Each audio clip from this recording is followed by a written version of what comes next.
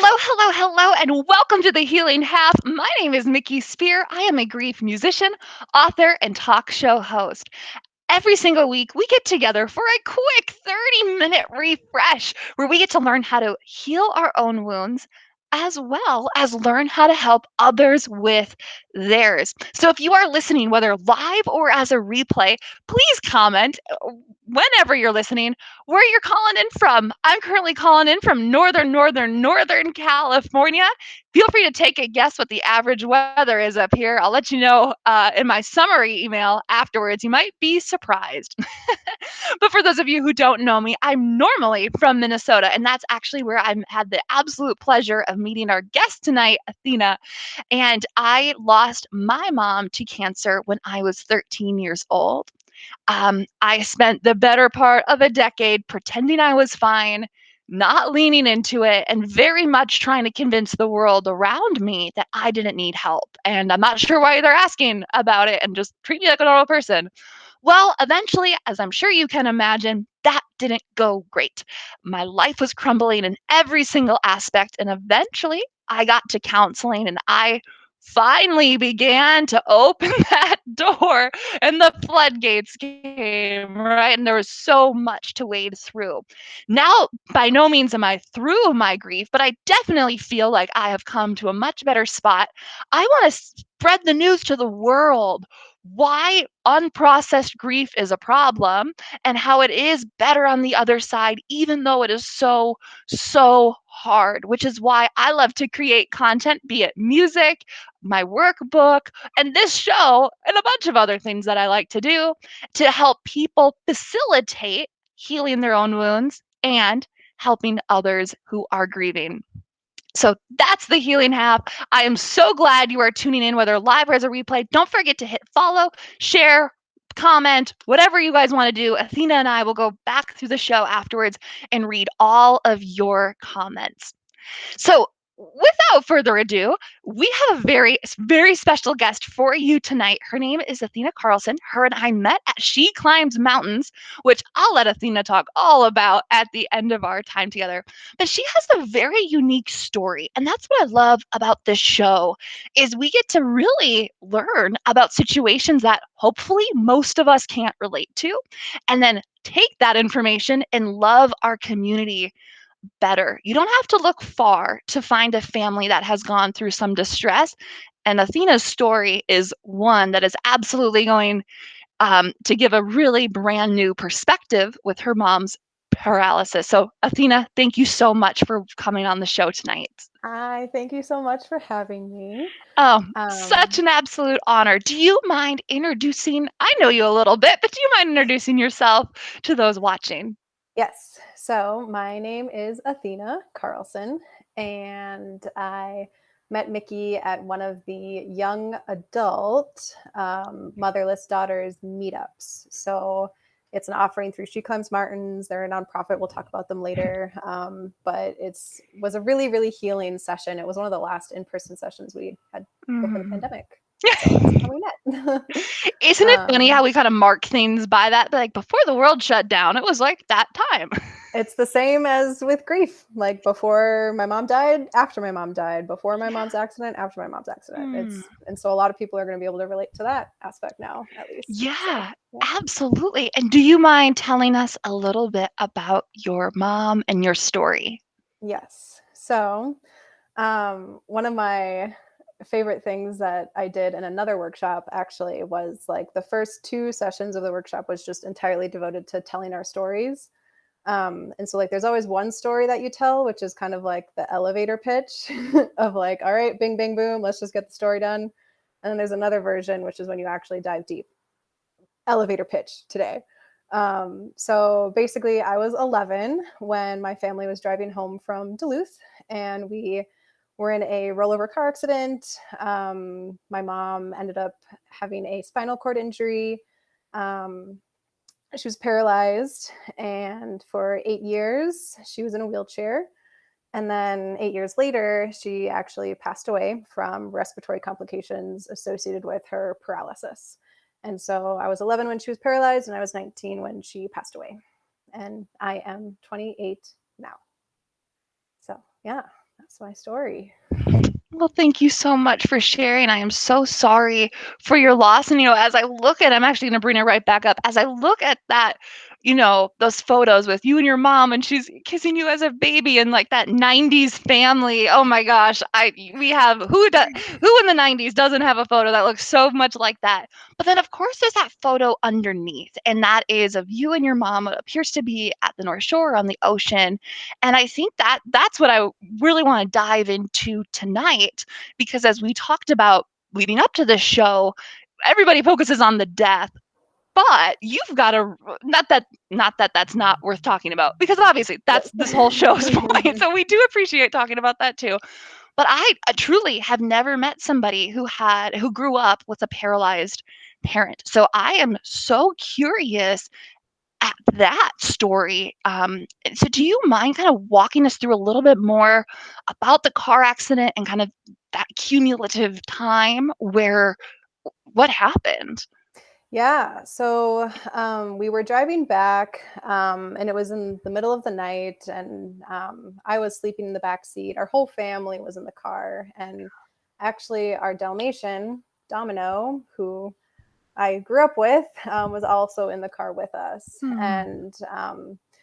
And I don't want to get too graphic, but I just woke up to a bunch of like metal and glass crunching and screams, and the next 6 hours or so, are pretty marked in my brain with a lot of sirens. And these two strangers actually came over. They must have been driving on the highway, and they just kind of were helping, um, you know, Mm. like staunching bleeding. And I like was, completely separated from my parents. I was with my brother riding in the back of an ambulance, and then my mom was in the back of another ambulance with the sirens blaring. And so we were like, okay, something's wrong. Mm. But we didn't really actually find out like what had happened until like we were about to leave the hospital, which was a couple hours later. um, I remember visiting my mom like in the hospital room and kind of just seeing her laying down, and she was like, her voice was really like scratchy, and she was like, I broke my neck and I'll be getting surgery.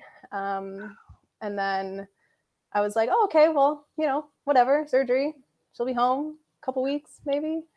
Um, and no, it ended up being a bigger deal than that. Mm. So yeah, it was a C5, C6, which means that she's paralyzed basically from the shoulders down. Oh wow. She had pretty limited use of her hands. I remember her hands were pretty much always like this. Um, and that was an adjustment. She was in the hospital for probably, I don't even remember really, Yeah. but it was at least 6 months that she was in Wow. the hospital, and then was transitioned to Courage Kenny, as it's now known as, which is previously was known as the Courage Center, which is like a rehab center for people with Okay. disabilities. Yeah, absolutely. Mhm. Wow. I am so sorry. My heart breaks. I can't even imagine It being, yeah. is. Yeah. We cry on this show. Our hearts beat fast on this show. That's what Mhm. this is. So thank you so much for sharing all that. I wish I could wave a magic wand and just take all of that away. I can't even imagine the shock of it all. Once your mom came back from the Courage Center or Courage Kenny, can you kind of maybe put us like from an 11-year-old standpoint, were you able to wrap your head around what was happening? Really? I mean, of course, I did the best I could with what I had at the time. I remember there were um, one of the things that actually helped a lot. There were a lot of like kind of like social events. So, like, my mom always was big with holidays and birthdays and all of that stuff. And Courage Center would actually hold these like holiday celebrations. And so, like for Halloween, I remember like that first Halloween when she was at Courage Center, like we dressed her up in complete cobwebs and like covered her whole wheelchair in cobwebs. And we dressed up her roommate as a witch. And so, like, we kind of had that like bit of a transition, I guess, Yeah. kind of before she came home, like, okay, this is what like a holiday might be like before she was actually like in her home, like, you know, celebrating a holiday with us. So, Wow. but Wow. yeah, it was really hard to figure it out, of course. I'm So, sure. And in yeah. those months where she was, I mean, we're going to get to your whole story here in a second. So I've got so many questions, but in the months where she was at the Courage Center, who was helping your dad? I mean, you guys, I saw that photo. You had lots of siblings, all young. Who Mhm. was your guys' support system during that time?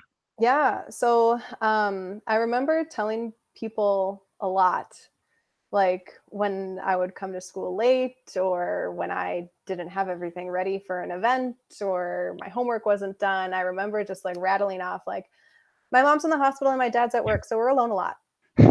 Yeah.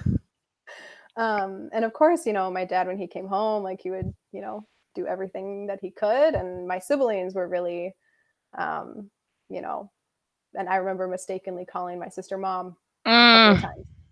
times, which I'm sure was not very pleasant for her at all as Yeah. a 16-year-old navigating that. Yeah. And then my brother was actually just about to go off to college Okay. when it all happened. And so, yeah, lots of big transitions happening when Lots of everything big transitions. exploded. And I know a part of your message and that I think we're going to dive into is kind of the misconceptions that people perhaps have about what it's like to have a parent with disabilities. So I guess to kind of continue that story towards that way, you have these 6 months. Your dad's, I'm sure, burning the candle at both ends. You've got you're alone a lot. I mean, I think I can relate to that too. Like after my mom died, it wasn't that my dad was an absent parent. It's just we're old enough to kind of watch ourselves, so we did. Um, Hmm. and so can you kind of walk us through what it was like to have your mom come home? Yeah, so that was definitely a transition. Because I mean, our house was definitely not accessible. And I remember there was this kind of misconception, that like, oh, like your mom's home, like everything's fine now, like, oh, she's home from the hospital, like that must be a relief, that must be good. And like, of course, like I would rather be around my mom than not be around my mom Yeah. most of the time. As a teenager, that's hard. But yeah, we had to remodel the house Okay. so that she could use the bathroom. Mm, um, and we widened a lot of the doors so that she could, try to go through. But um, really, our living room turned into my parents' bedroom. And so having a hospital bed in the middle of the living room was not conducive to like having friends over for sleepovers. Um, I felt a lot of shame bringing my friends to my house because um, really wasn't that pleasant of a space to be in. And my mom always yeah. took so much care of our house growing up. And then to have it just, was Sure. really hard. Mm, But I remember like these little pockets of community that we were a part of, like really came together and pulled through a lot of things for us. There was this volunteer like ambassador organization called Parktacular that I was a mm. part of, and they built the ramp in front of our house. Oh, Um, wow. and every time I look at that ramp, I'm just like, wow, like that was a huge help.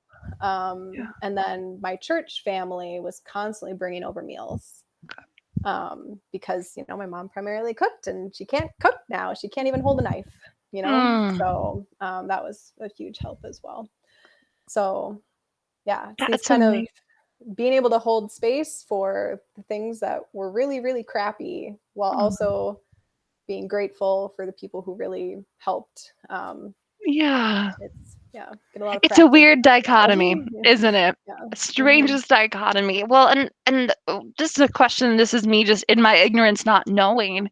You mentioned that they built the ramp for you, which is awesome. Do you mind if I ask those other remodels that you had to do the house, does insurance cover that? So I'm kind of hazy on those details. Sure. I know that we had a lot of issues with the first contractor that whoever was in the hiring process. I want to say that it was covered by insurance, but I really don't know. Oh, and Hmm. also I think it's important to note that a lot of these things happened actually before the Affordable Care Act was in place. So, of course, we were on my dad's insurance, but they had lifetime maximums at that time. Oh, And so at that time, of course, like, I don't know, within like a few months, like we had gone through my dad's like lifetime maximums. And so then we got booted over to a different insurance, I think. And that was crazy. oh, I can only And imagine. so now with the Affordable Care Act, those lifetime maximums aren't allowed pretty much anymore, Yeah. from my understanding. But yeah, the first contractor that we had like was really delaying the work, and so I wasn't able to shower at my own home for months. Mm. I was showering in my at my grandma's house for a long time. Oh my Um, and gosh. like sometimes like we wouldn't be able to use the bathroom, and so we would be going to Cub to go to the bathroom. It was What? it was a wild time. That's crazy. Yeah. I'm so Um, sorry. That's so displacing, mhm, as a kid when you yeah. just need stability. I'm sure that was really hard to have your Mhm, whole house, your mom's room essentially, um, and kind of to keep going down that. Can you kind of walk through, because I'm coming from the perspective of a dead mom, as in that mhm. age range that you were. So it's like, okay, my house looked different because she was gone, but your mom was home, but she couldn't do what she normally did. Did your mom Mhm. ever express her frustration with Oh, yeah. that? Yep, yep. Oh, man, yes. Yeah, We all eventually kind of got assigned, like, rooms that we would clean. I think I was in charge of the kitchen, my sister was in charge of the bathroom. I can't remember what else happened. I mean, we weren't able to keep the house clean to the same extent as a stay-at-home mom did right. before. Um, so now like I like need a clean home. Don't Like look wherever behind I me. live, Whatever you like do, I don't need a look clean back. home. So that's definitely one of the things that has lingered since that point. Okay. Yeah. Um, Wow. but yeah, I don't think she like because actually my parents' bedroom was in the basement, and I Oh, know that we were talking a lot about like getting a chairlift maybe to like be able to have her go from the first floor to the basement. But I don't think she set foot in that room, like her own okay. bedroom. I don't think she set foot in it since Wow. 2004. Wow. Well, can you dive into that I'm sure is just one of many ways your mom's life and your guys' life changed. Could you dive into what it was like? So we've kind of got these phases, right? The accident, Yeah. the courage center, she's back home, we're adjusting, we're remodeling, but then Mhm. now this is our new normal. What are some things that you kind of wish people like us who have not been through this experience, what do you wish that they knew about what your life and your mom's life, if you feel comfortable speaking to that, was like? Hmm. Um, Things took a lot more time, I think. Um, I guess that's the first thing that comes to my mind. But, um, and I think another thing too is like, um, just don't assume that everything is all fine and dandy just because someone is alive, you know? Because it was really, really, really hard for a lot of Mm. time. Um, Can you shed some light but on yeah. perhaps some of the thoughts you had that made that during that time that shed light on how it was hard? Could you ask it again? Sorry. Yes, sorry, I totally phrased that Yeah, strangely. that's good. You mentioned, which I think is a really good thing for us to remember, just because she's alive, which is great, does not mean everything's hunky dory. Hmm. What was going through your mind at that point? In addition to all those transitions of physical, mentally, what was going through your mind at that time that was difficult? Um, I mean, it was really coming to terms with like the fact that my family looked very different from every other family. Mm, So I remember, like noticing my peers like looking at my mom, like really not like kind of staring, but like trying not to stare, like I and like you notice those things, Yeah. so really just kind of like trying to like train yourself to be like, okay, like people look different, and that's okay. People have these different mobility aids to let them move through space differently, and it might look different to you, but there's ways for you to kind of expose yourself to that kind of reality. Like, um, you know, listen and follow people on Instagram who are differently abled, who use different mobility aids, so that you can get a little bit more exposure to that, so that when you are in the real world, you don't bat an eye as much, I Yeah. guess, if that makes sense. I don't think I'm answering your question, but No, you that's like one little absolutely are. tangible piece of advice, I guess. And we love that. Everybody here Yeah. is here to learn. And you caught some. You said something that I want to kind of circle back on, because I will be the first to admit my language always needs to be corrected. Is it you said, I can't even say it because I don't remember. Instead of disabled, is there a phrase we should be saying instead? That's a great question. And as someone who is fully abled, I actually don't really feel qualified to answer that question. I That's mean, I okay. know that there is like some debate of like, oh, like you should use like differently abled or whatever. But I know that some people like do like feel empowered, like owning, like, yeah, I'm disabled. Like Mm, I don't have the same abilities as other people. And look at all of these amazing things that I can still do because of that. Look at all of this yeah. creativity that I have invented so that I can open a can of, peaches in the morning and stuff like that. And so, the disability community is full of creativity. And I think that that's an untapped resource that people don't realize that Mm. like really could be tapped more, you Well, know?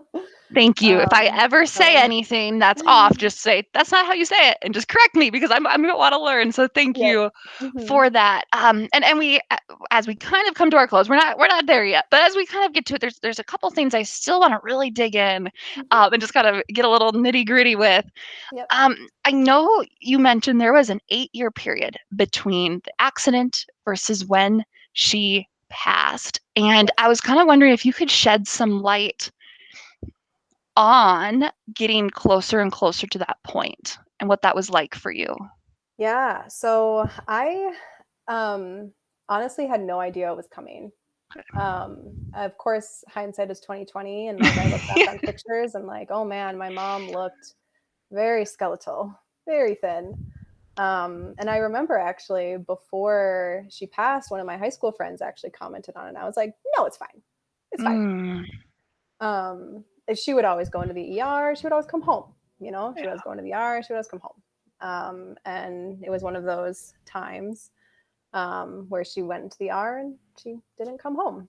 Oh, And I'm so you so kind of like sorry.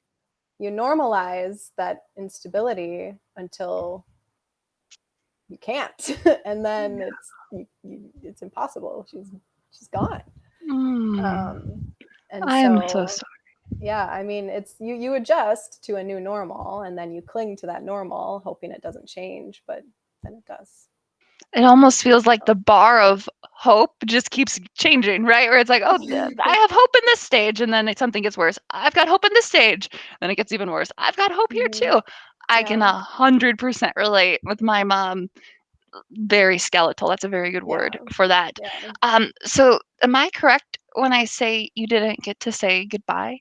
I did not. Mm.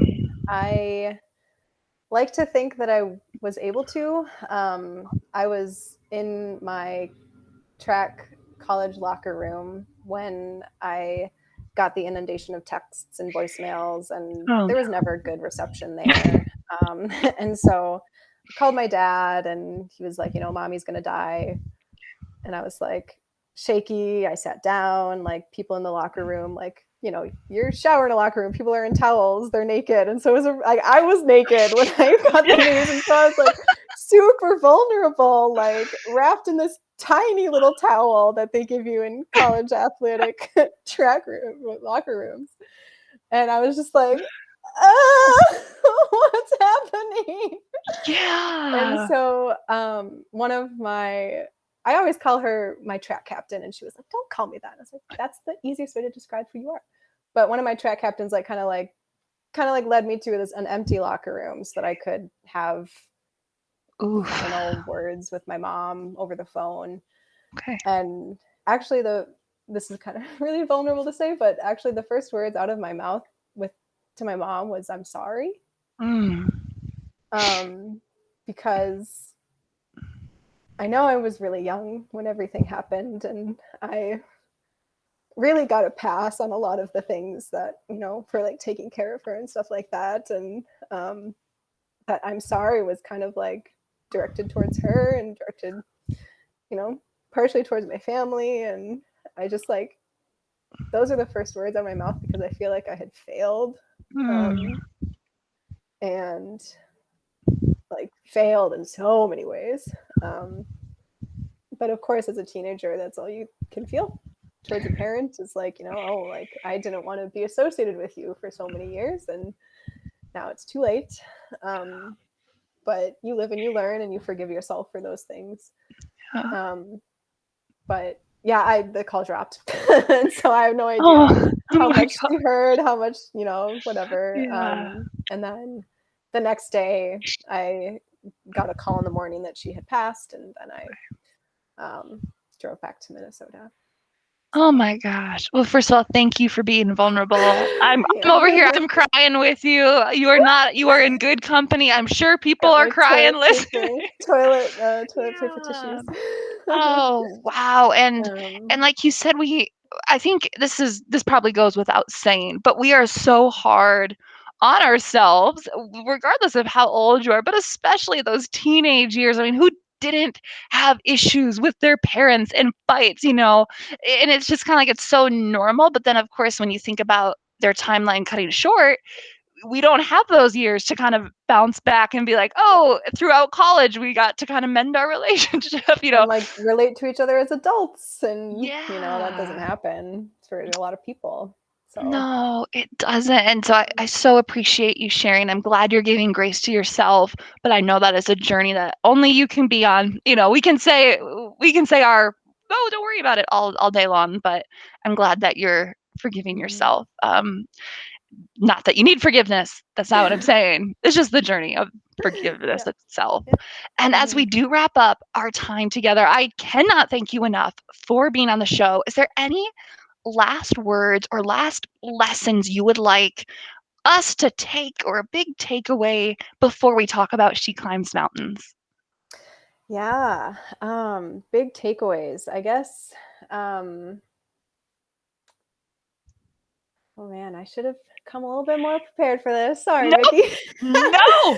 No, the big takeaways, I guess, is just it's always good to, have some gentle curiosity towards your friends about things that have happened to them, and Hmm. respect when they want to talk about it, and be curious when they seem more open about talking about it. It's only through talking and sharing our stories that a lot of us are able to process what has happened. Amen. And I guess that's a perfect segue into She Climbs Mountains because, like I said in the beginning of sharing our stories, the most heal and like I remember isolating myself so much because like, oh, like I don't know anyone who's had a paralyzed mom, like how can I possibly relate to anyone else? And a lot of that was just kind of like, self-imposed because with this other group of women that I have met up with through She Climbs Mountains, you know cancer, MS, paralysis, addiction, like even though there's such disparate experiences, and even though they have completely different manifestations in the way that it affects your life, there's a lot of core things that are in common. And I never expected to feel so much connection with these other groups of women. And it's just been an incredibly healing experience to talk to other women who have lost their moms. And She Climbs Mountains is a nonprofit. Their like tagline, I think, is creating community for motherless daughters. Um, and they've been holding a lot of virtual events throughout the pandemic. And there's a virtual young adult group on Zoom that I have joined several times. And it's just so healing when you talk about things. It is Oh. hard, but it It is is healing. hard. Oh, put that on a t-shirt. It is hard, but it is healing. Oh my goodness gracious. Yeah. Yes. Well, and thank you so much. I'm so grateful for She Climbs Mountains for a billion reasons, but especially that our paths crossed. And I remember being with you at that first adult meetup, that young adult meetup, and it was so powerful. Like you said, a bunch of different stories, but there's some common threads that holy cow, we were all just sobbing, but in the best way. So thank you so much for being here, for being vulnerable, for sharing your story. We are all so grateful to you. If you're watching this live or as a replay, give a big thank you to Athena. She's not like a author or other things that I have on where this is not like her full-time thing. So it took a lot of guts to come on and speak. So thank you so much for being here. We are so grateful for you. Thank you. Well, you guys, I don't know about you, but I sure learned a lot. Athena, we cannot thank you enough. And I hope that some of these lessons are sinking into our spongy brains and that we take that information and love people better. And perhaps if something kind of triggered a memory or something of yours tonight, we talk about in order to process, you have to talk about it. If you are interested, don't forget my heart still remembers. Um, this is my best recommendation that if you are just starting to get your feet wet, but you don't know where to start, or if you know somebody who's really struggling with unprocessed grief or not knowing what to do in these dark, dark, dark chapters, send them my way. Send them to my website. Share my music. That is my prayer, is that my songs help somebody out there. And of course, if they're interested in actually doing it in the privacy of their home without pressure or anything else, my heart still remembers is definitely available to you, and that link is in the comments. Thank you all so much for being here. I am so grateful for each and every one of you. Don't forget to sign up for my weekly resource email, mickyspear.com. It's in the comments section, where you will get the replays for this as well as all the show notes and some other free goodies as well that can help you address your own wounds as well as learn how to help others heal theirs. Thanks everyone. Bye.